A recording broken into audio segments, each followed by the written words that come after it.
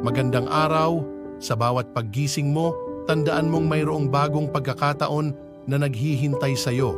Huwag mong hayaang hadlangan ka ng mga pagsubok. Sa bawat hakbang mo, lumalapit ka sa iyong mga pangarap. Isipin mo ang iyong mga layunin at ang dahilan kung bakit ka nagpupursigi. Sa bawat pagod at hirap, lagi mong tandaan na ang bawat tagumpay ay nag-uumpisa sa pagtahak ng landas na pinili mong tahakin.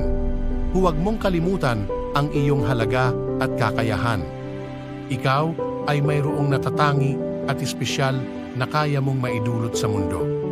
Ang kahulugan ng iyong pag-iral ay may malalim na dahilan, kaya't patuloy na magbigay inspirasyon sa sarili at sa iba.